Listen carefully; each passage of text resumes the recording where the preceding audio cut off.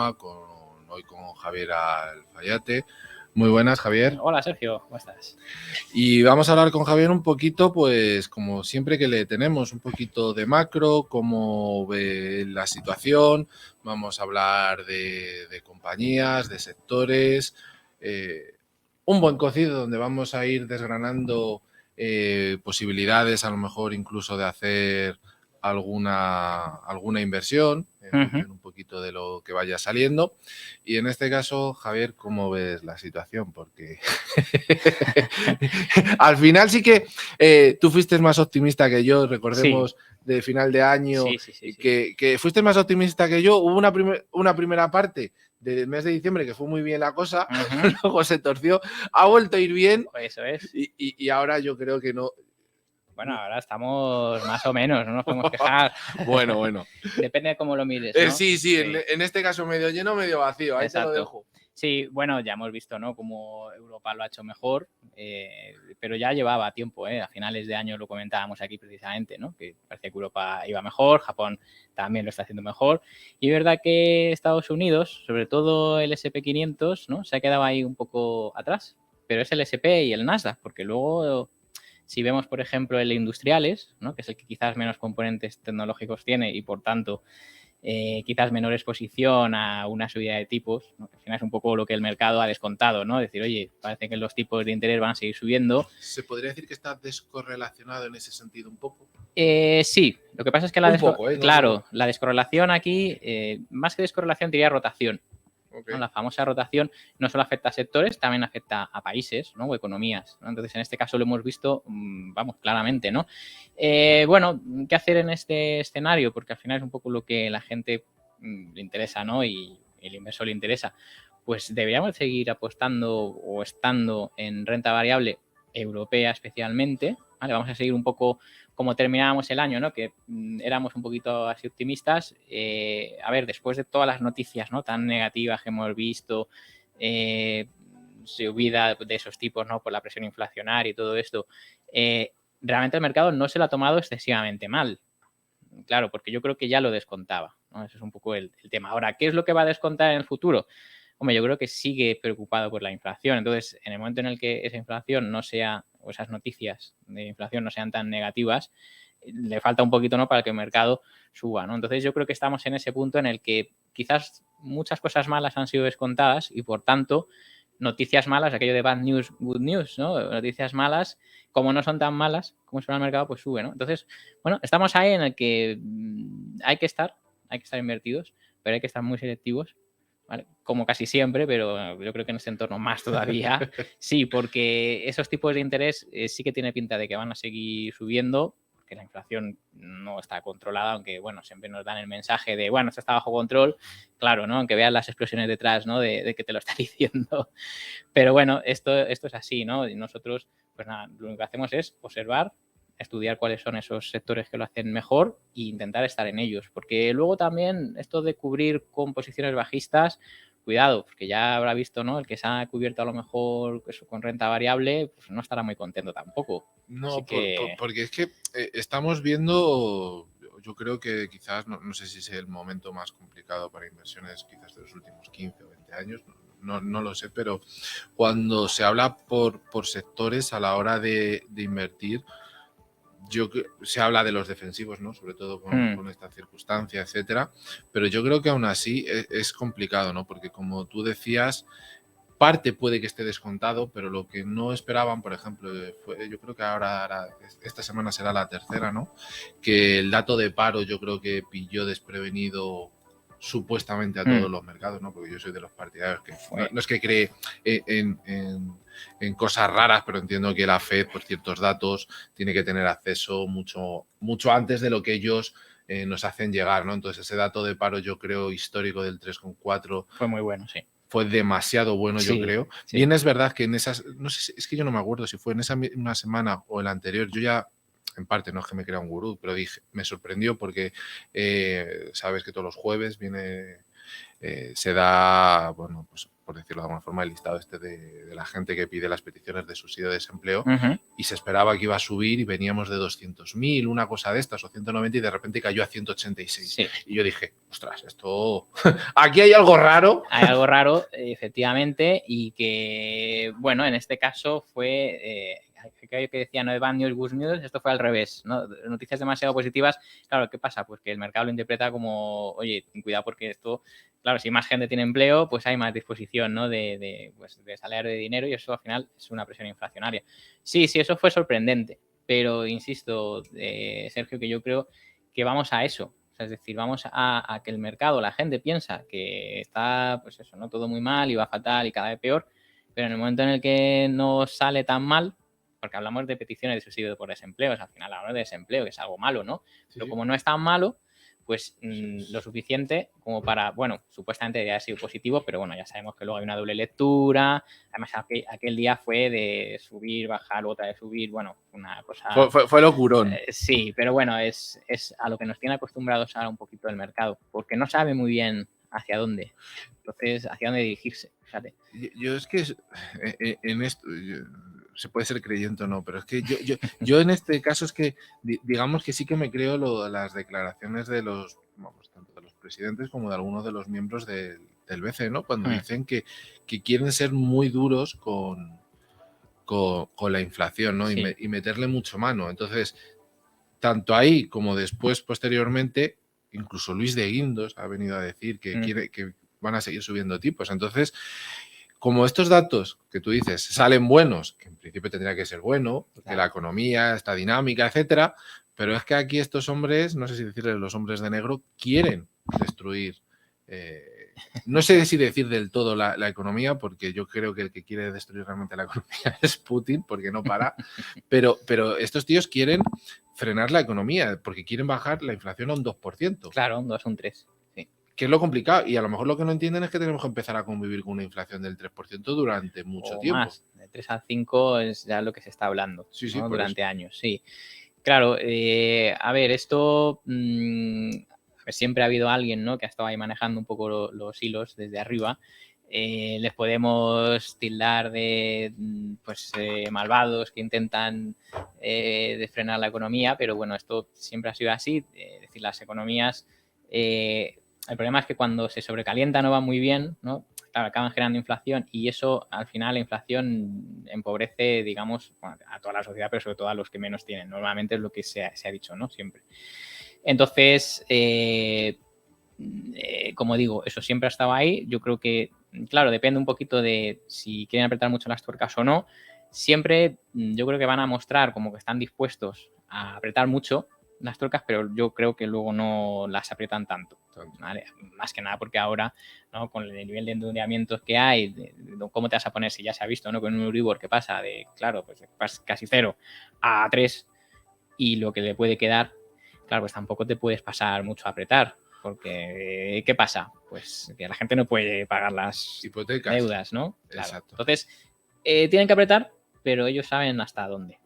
Fíjate, hoy no va a dar tiempo y no tiene que ver con lo que estamos hablando, pero las hipotecas o el tipo de interés en Reino Unido ha llegado a tocar el 7%. O sea, alguien que quiera pedir una hipoteca en Reino Unido ha podido, un 7% y pretenden todavía subirlo, y allí en Reino Unido van como van, ¿no? Entonces, aquí en Europa todavía encuentras hipotecas pues al 3 y algo, todavía lejos de un 4, pero claro. ¿Y lo que queda? Pero fíjate, te iba a decir, ¿qué inflación tienen en Reino Unido? Más del 12% me pareció ver, o 14%, algo así era, una cosa... Yo creo que era muy loca. Entre el 10 y el 12. Claro, entonces lo que te decía, ¿no? Al final, claro, si te pasas a... Pues tampoco es que estén creciendo un 14%, ni mucho menos, ¿no?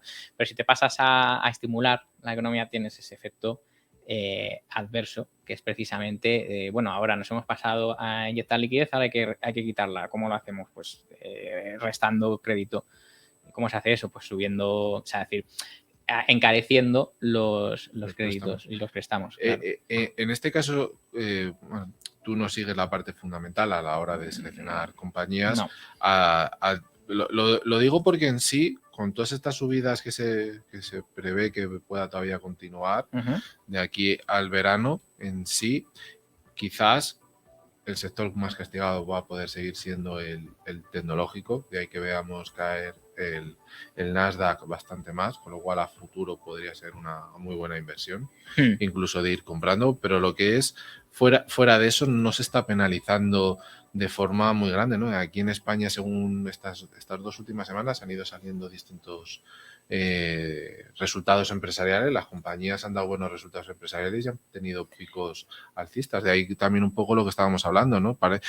No sé si leí el otro día que el IBEX con dividendos estaría ya en Está en máximos, claro, pero es que eso, si lo contamos, porque muchas veces comparamos índices con dividendos, índices sin dividendos, eso es hacerte trampas, ¿no? Porque en realidad, claro, si cuentas lo que reparten, que muchas veces se pone el IBEX como, bueno, 15 años perdidos. No, oiga, pero es que ha estado repartiendo un 4, un 5% todos los años. Que eso sumando y componiendo esa rentabilidad, claro, luego ves índices total return que se llaman, o net return, que sea el neto, ¿no? que te ha devuelto ese índice, ostras. Pero es el IBEX como es el CAC y otros cuantos que están en máximos, ¿no? Entonces, pero bueno, eso es muy típico cuando, a ver, esto de la inflación es verdad que le hemos puesto el semblante del malo, ¿no? Pero es verdad que la inflación al final, ¿qué hace? Pues resetear deudas, ¿no? Es decir, cada vez pues esas deudas, digamos, valen menos. Eso le viene bien al que no tiene, digamos, liquidez, ¿no? El que tiene deudas, ese cada vez su deuda vale menos, siempre y cuando, pues, claro, trabaje y cobre más, ¿no? Porque también esa es otra, claro, los sueldos se deberían de actualizar, ¿no?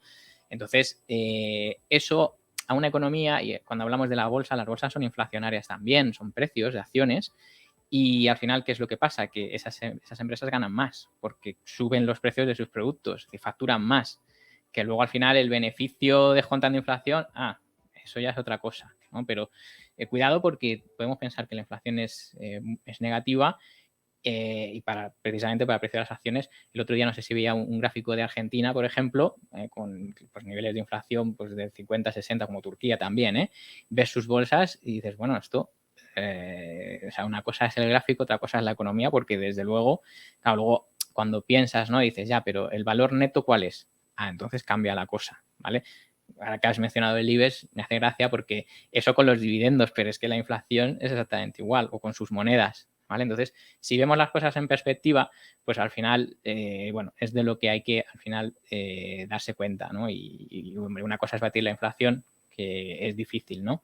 Pero luego otra es, porque ganar dinero, digamos, en índices que precisamente tienen esa inflación alta, en principio no debería ser difícil, y sobre todo, lo que digo, ahora que vemos la inflación, probablemente las cifras de negocio de las empresas deberían de mejorar, porque pueden subir los precios, claro, siempre y cuando la gente pueda seguir consumiéndolo. Claro, ahí tiene que ver mucho el crédito, ¿no? Que hablábamos antes de todos esos préstamos que les han subido. Claro, entonces es la balanza, ¿no? Es decir, ahora estamos en eso de vamos a restar crédito, eso es en lo que están los bancos centrales.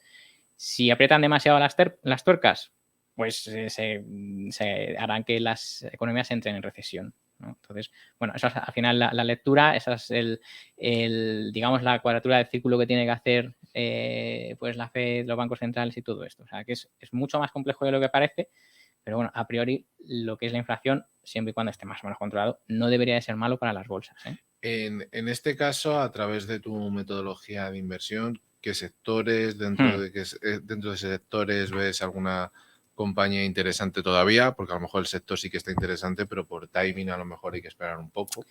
Bueno, siempre hay, hablamos de inflación, ¿no? Pues siempre hay sectores que lo hacen mejor en un entorno inflacionista o inflacionario.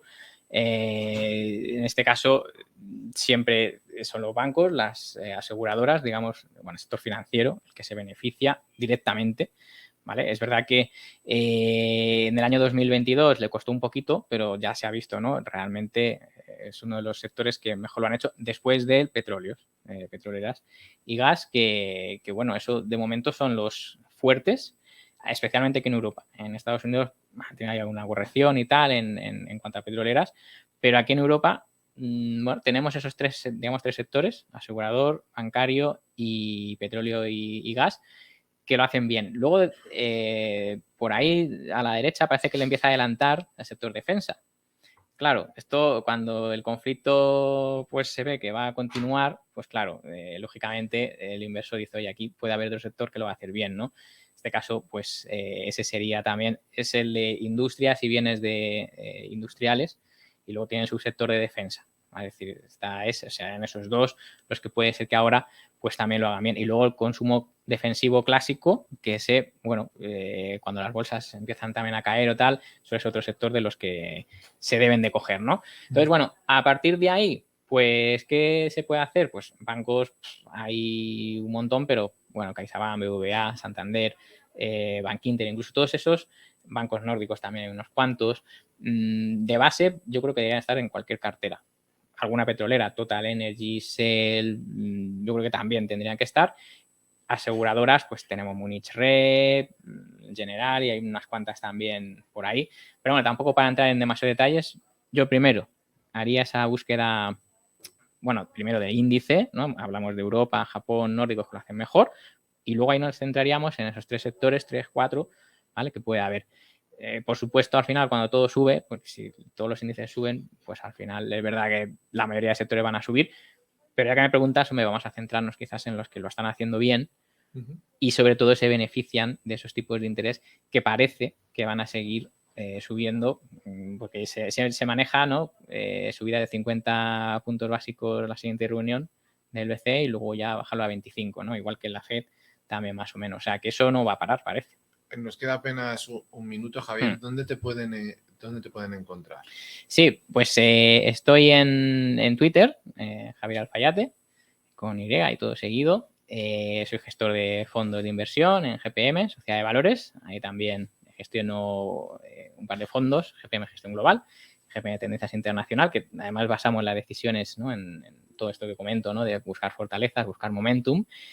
Y poco más, ahí me tienen para lo que necesiten. ¿Esta semana dabas formación con más gente o algo de eso o estoy yo equivocado? Esta semana no. Vale, lo he visto, estabas con Enrique Díaz Valdecantos y demás gente, me había parecido ver que vais a dar como una formación, una masterclass, algo de eso. Yo no sé nada de eso. Vale, pues ya está. Pero bueno, ya sí, normalmente hago formaciones y bueno, cuando tenga alguna, pues... De momento no hay. No. De momento no toca, pero es interesante que los oyentes sepan que lo que das en la formación es luego lo que tú aplicas en tu día a día, con lo cual son pequeñas réplicas de ti por el mundo, que al final eso es interesante, porque muchas veces sabes que en estas formaciones te enseñan algo, pero luego el que te lo ha enseñado, bueno, lo hace de otra forma y demás. Claro, efectivamente, ¿no? Pero bueno, consejos de que para mí no tengo, eso hay que tener cuidado, que en esto de las formaciones a veces pasa lo que dices, ¿no? Que dices, oye, pero este señor o señora estará aplicando lo que dice, ostras, pues eso hay que mirarlo bien. Pues un placer, Javier, igualmente, como siempre. Nos despedimos, terminamos por hoy Área Financiera y nos vemos mañana. Un saludo.